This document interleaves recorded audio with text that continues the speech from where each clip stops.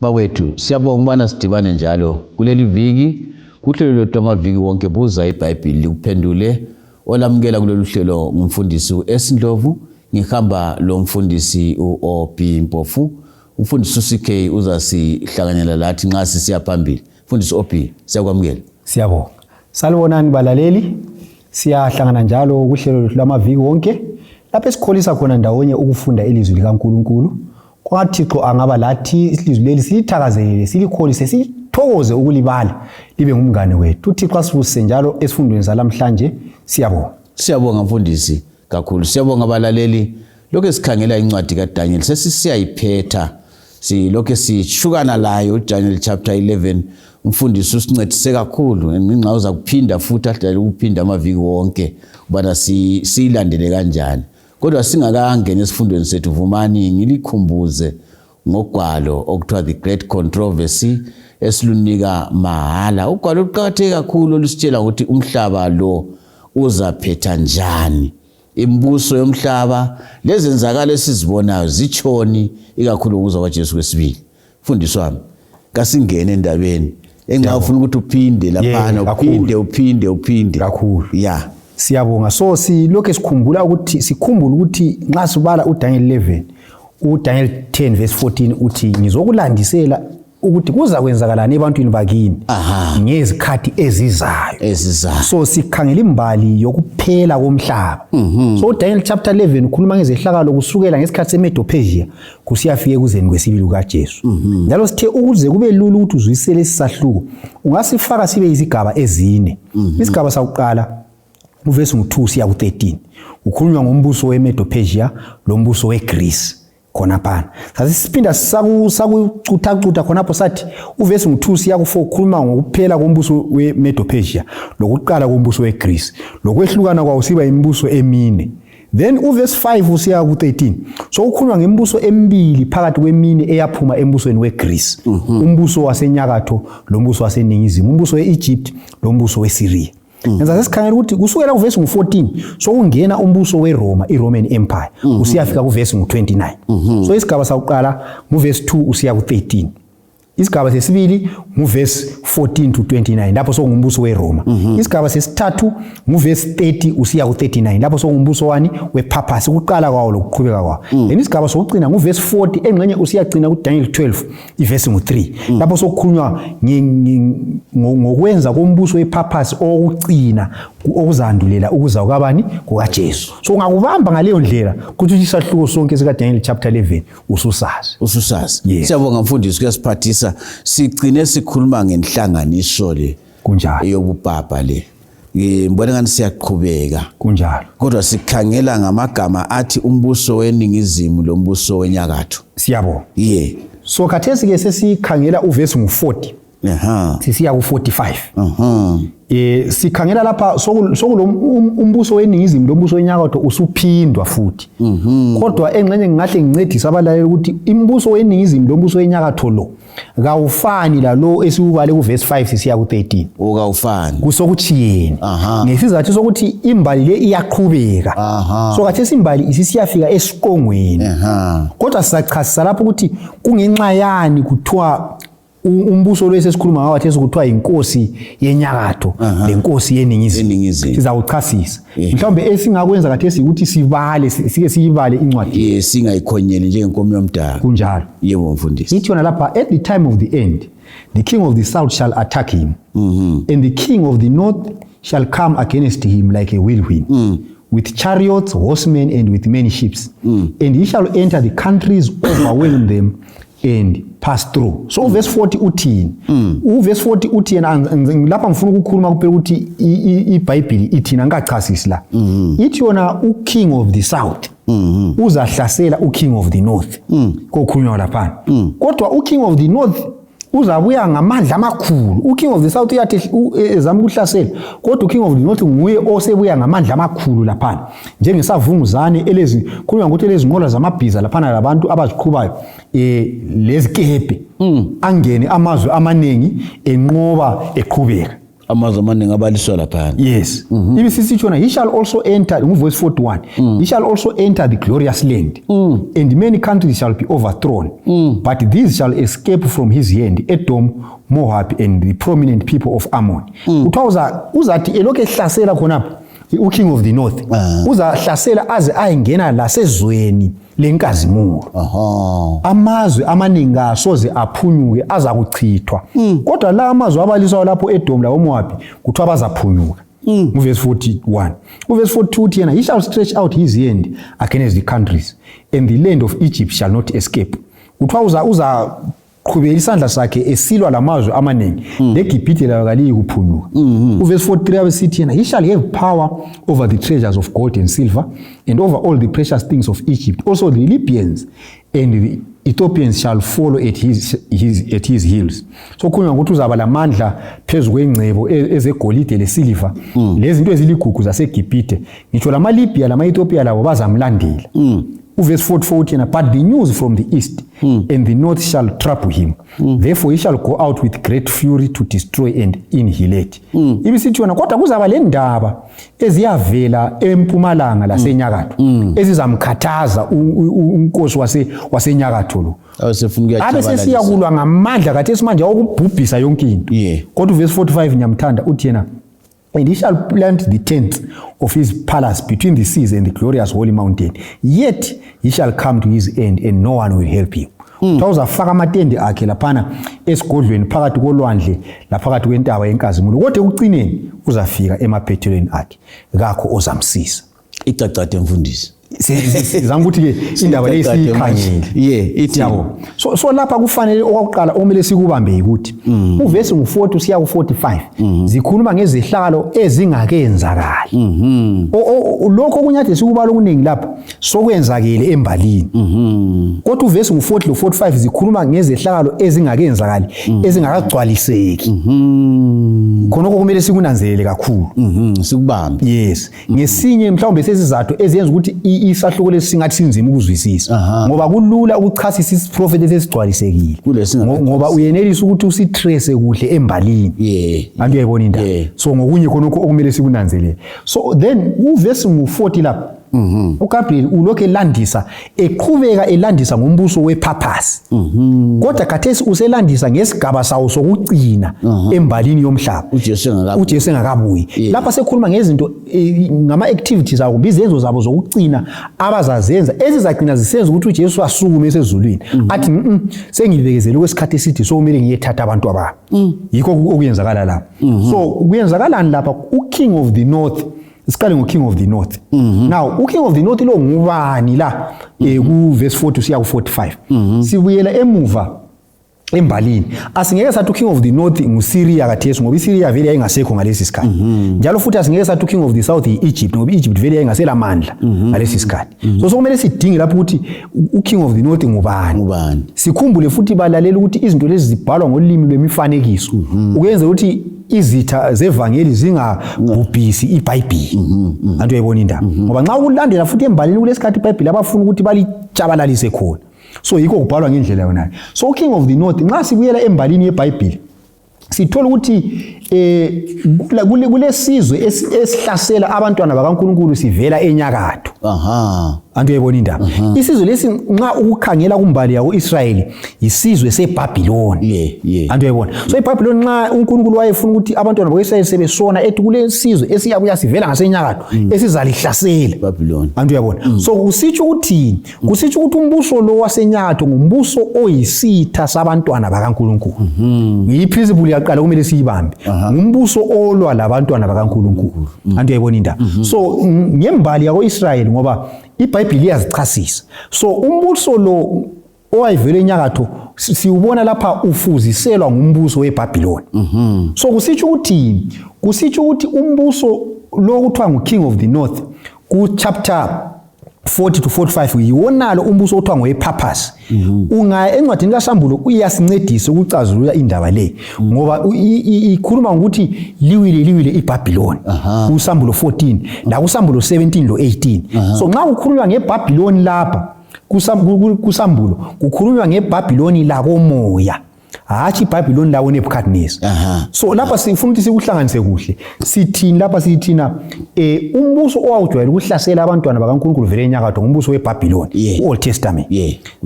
Then so la nxa sokukhulunywa ngombuso wenyakatho kuthi ukukhulunywa ngombuso ohlasela abantwana bakaNkulunkulu. Ikwesi kubonayo lapha. Then umbuso lo ohlasela abantwana bakaNkulunkulu yiwo umbuso ofuziselwa yiBhabhiloni eyiyo evele iphikisana loNkulunkulu. So sithini ngoKing of the North? Sithi uKing of the North ubizwa kuthiwa ispiritual Babylon. iBhabhiloni lakomoya eliyilo esilithola kuSambulo ngale. kuSambulo 13 uye kuSambulo 14 uye kuSambulo 17 uye kuSambulo 18 kuyakhulunywa ngokuwa kweBhabhiloni. Akusakhulunywa iBhabhiloni endala liyane yaphela kudala. So kukhulunywa iBhabhiloni lakomoya eliyilo okuthiwa yiPurpose. All right. So uKing of the North la Daniel chapter 12 iPurpose yekela ngithi mina revived iPurpose ngisebenzise leyo endlela iPurpose evuswe kakutsha indaba sitsho njalo. Singa kuSambulo 13 siyabona ukuthi kulesikhathi okhulunywa ngesilo esifanana lophondo oluncane kuthiwa saba lesilonda. Kodwa isilonda lesana senze njani? Saphola. So lapha sokukhulunywa ngePurpose eyisilonda esiyabe sesipholile. Andu yabona yikho kuthiwa i-revived purpose ibivele ikhona kodwa ingathi ithe cosololo kodwa izabuya kakutsha. Isibuya kakutsha isincediswa isilo sesibili kuSambulo 13 ama-Americans i-USA eyiyo eyisilo esana kuthiwa saphuma emhlabeni. So uKing of the North lapho umele ubani? Umele i-revived purpose ihlangene isekelwa ngamandla eAmerica. Sikubambe khonapho. Sikubambe khonapho. So King of the North revived the purpose. Umbuso wobupapa uncediswa umbuso weAmerica unumber 1. Then bese sizama ukuthi sichasise uKing of the South. Right. Nxa ungakhangela futhi embalini sibuyele koIsrael ngoba iBhayibheli liyazichasisa. Kule zitha zikaNkulunkulu ezazivelela ngase eningizimu zihlasela abantwana zihlasela abantwana bakaNkulunkulu. Ngumbuso uphi lo? Ngumbuso weGibhite, umbuso weEgypt. So kuyini iGibhite esifuzisela ngakho owakomoya? iGibhite ifuzisela esikufunda kuFaro. uFaro uMoses wathunywa uNkulunkulu ukuthi hambe khulula abantu abami. uMoses esefikela phansi uFaro waphendula wathi Moses ungubani uNkulunkulu yena lo uthi ufuna ukukhulula abantu abakhe? So kusitsho ukuthi iGibhite vele yayingakholwa ukuthi kuloNkulunkulu okubizwa kuthiwa ngesikhiwa yi-atheism. Umuntu vele othi yena akula uNkulunkulu ngoba iGibhite babevele besithi oFaro bonabo yibo oNkulunkulu. Andiyabona. So iGibhite yaziwa ngokuthi akula uNkulunkulu. So lapha nxa kukhulunywa ngoKing of the South kukhulunywa ngemibuso ebizwa kuthiwa ngama non-Christian religions kumbe imibuso kuthiwa ngama atheists, abantu abaphikisayo ukuthi kuloNkulunkulu oyedwa ezulwini. So singathi thina nxa singakubeka ngolimi olulula uKing of the South umelele ama false religious systems abaphikisa ukuthi kuloNkulunkulu kumbe abathi ukulabo uNkulunkulu bamanga abangasoma Kristu. So lapha kwenzakalani nxa singakufinqa uKing of the North ulwa lo King of the South. So kusho ukuthi iPurpose ilwisana labantu abangakholwayo abathi akula uNkulunkulu.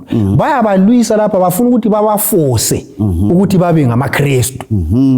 Kodwa uhlupho olukhona ukuthi babafosela kusiphi isiKristu. Yikho lapho kulohlupho khona. Lenkinga esikhuluma. Esilokho esikhuluma ngaso la. Ngokuchasisa ke kweBhayibheli lapha kuSambulo kuDaniel 12 bazagcina bebalwisile bababamba ngamandla ukuthi babe ngamaKristu kodwa bazaba ngamaKristu abizwa kuthiwa ngama first day Christians. AmaKristu akhonza ngesandi. Antu yebona inda. So kuzafika isigaba nxa sikulandela lapha ukuthi iPurpose uKing of the North uzalwa lo King of the South amnqobe. Kube sokuthiwa umhlaba usulenkolo eyi1 eyodwa esiKristu. Abantu bonke emhlabeni sebenjani? SebengamaKristu.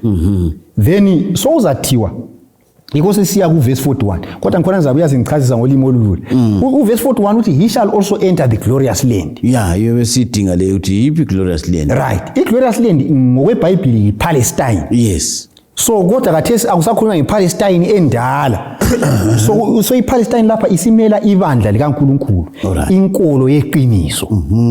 So uKing of the North iPurpose izathi silwisane lezi inkolo lezana ezingela siKristu phakathi. Yazinqoba. Kube sokuthiwa right emhlabeni ukuthi izinto sezi right la. Sesikhonza uNkulunkulu oyi1 umuntu wonke sengumKristu. Kodwa abanye bathi izinto azikho right. kulabantu abangamaKristu kodwa abakhonza ngolunye usuku olungasilo lwabaningi olwakuqala eviki ngobani so kuzothiwa yilaba abakhonza ngosuku lwani lweSabatha yikho ke lapho kuthiwa he shall also enter the glorious land then purpose isizathi the last enemy also kumele silelayo yilaba abagcina usuku lweSabatha yikho lapho abasebengena khona eglorious land sebelwisana lebandla likaNkulunkulu elilandela yonke imithetho eli10 goqela lo mthetho wesine othi kugcina usuku lwani lweSabatha.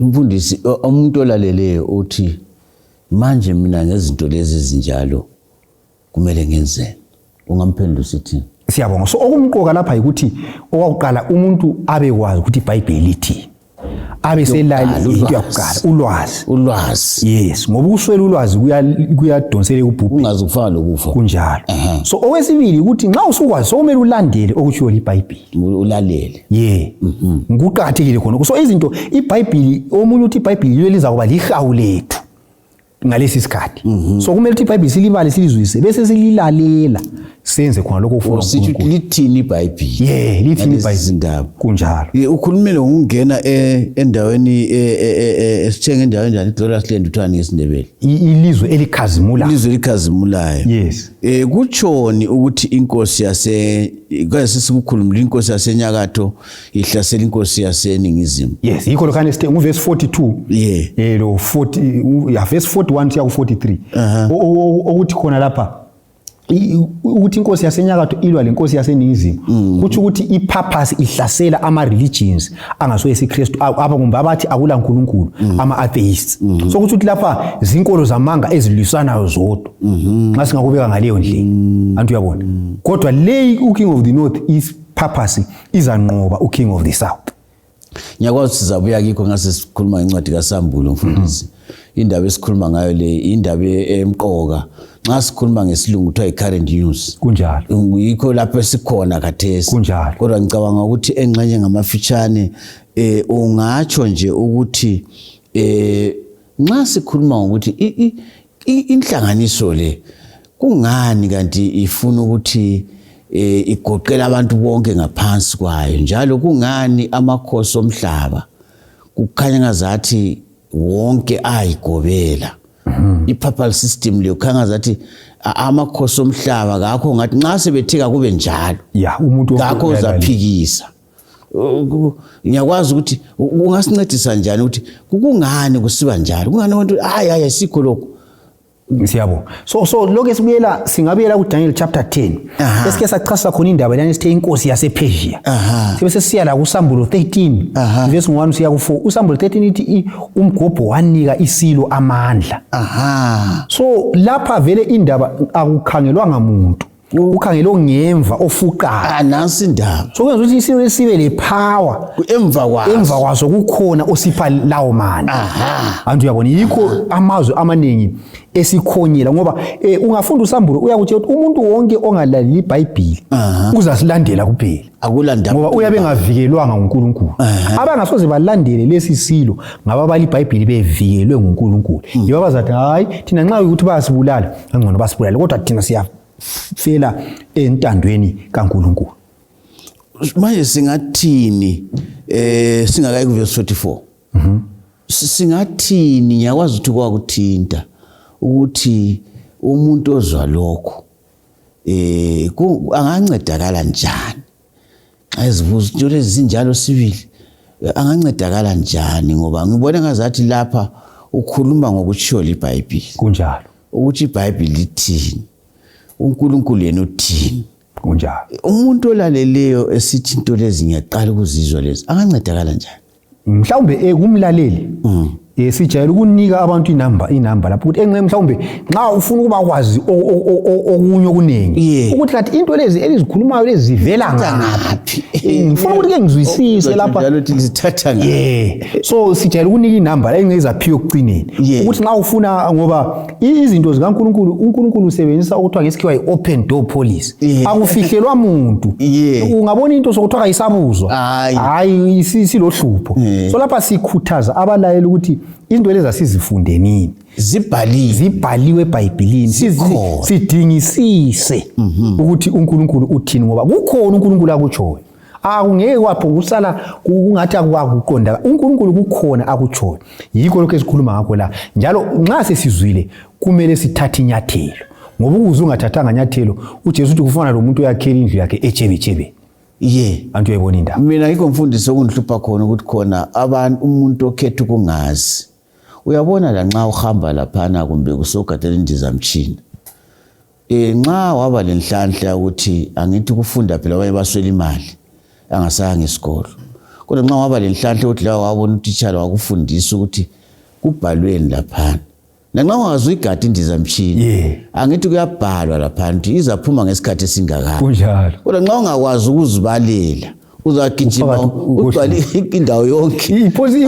ikuchiyile ukuchiya kodwa ngike ngikutsho ukuthi umuntu wenisa ukuthi abale uyabona kunjalo asozachebe ngomsopho endaweni ukuthi adophe iqatha kunjalo so ngicambona futhi siyabakhuthaza ukuthi kasibale nini balaleli ugwalo ngiyaphinda njengomfundisi echilo kuthiwa i-great controversy imbali esikhuluma ngayo le ikhona kunjalo ngaba i-great controversy ubale lembali yonke silayo ongathiwa i-secular history kunjalo iza kutshela ukuthi esikukhulumayo lokho kunjalo nxa ufuna ukudinga ukuthi kanti usuku lokuqala leviki lwavela ngaphi isani kukhona embalini kunjalo ukuthi kanti iBhayibheli likhuluma ngesabatha usuku lwesikhombisa kodwa abantu bakhuluma ngosuku lokuqala lwavela ngaphi kukhona embalini zibalele kunjalo kanti kuthiwa imbila yaswela umsila ngenxa yokulayezela kunjalo ungabi ngumalayezela zifunde iBhayibheli libe ngumngane